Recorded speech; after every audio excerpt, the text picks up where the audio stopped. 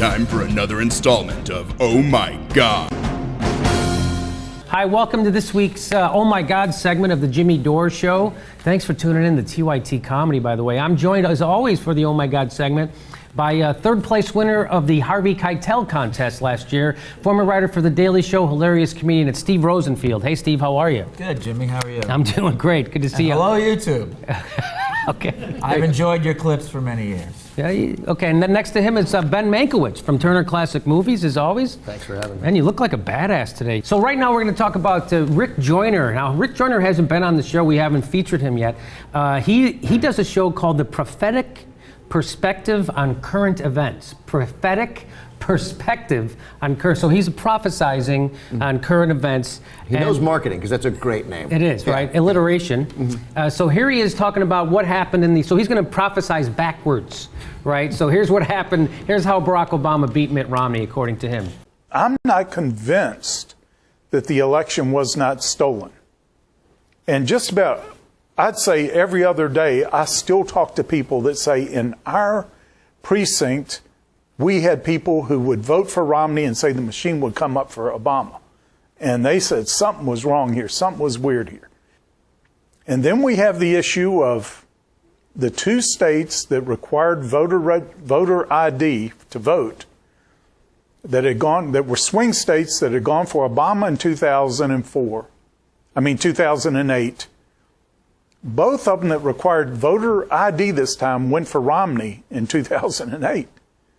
And now you've got all the stories of buses going from precinct to precinct, all these people getting off that don't even speak English, that are going in, they got people helping them to vote, then they go to the next precinct. And then to have all these precincts, 27, I think, in Pennsylvania, over 50 in Ohio, that 100% of the vote went for Obama instead of Romney, it's not possible.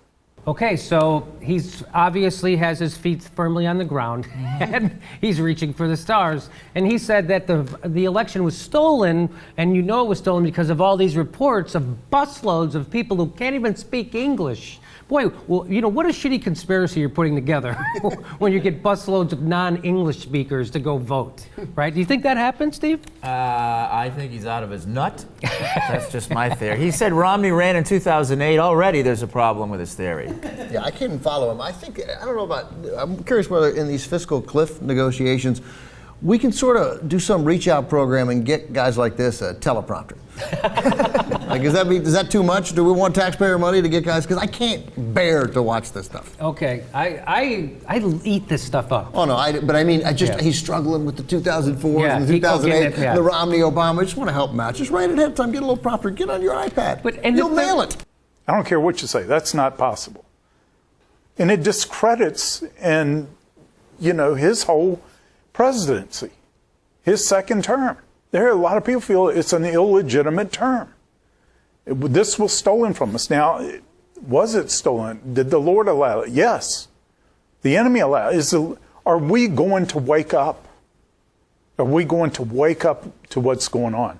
So it turns out a couple of things there. Did God allow this to happen? Yes. He did. Shitty God, right? Why are you mad at God for this? I mean, why not be mad at God? Why are you mad at the... You should be mad at God. That's what I'm saying. God did this. What kind of a gag? Didn't you guys pray enough to that God? All the praying? Glenn Beck alone he should have been enough to tip it. And he says, I like how he says this is going to discredit this administration, this term, right? As opposed to all the credit they gave him before, right? It's so tough to go on without credit from this fucking show. Yes. It's like before they just spent all the time trying to pretend he was a Muslim from Africa instead of a Christian from America. Now they're going to spend time saying it was stolen. So see, even if he won the election legitimately, they would say, well, he's a Kenyan anyway. Yeah. So even if you won. I think like after the State of the Union, Obama's going to come back to the West Wing and be like, what did the guy at Perspective Prophecies have to say about this? Yeah. How do you break it down? You think How can I win him over? Exactly. Does he think I'm legitimate yet? Yeah. Okay, so let's move on. We're going to talk about, there's this guy named Kamal Salim.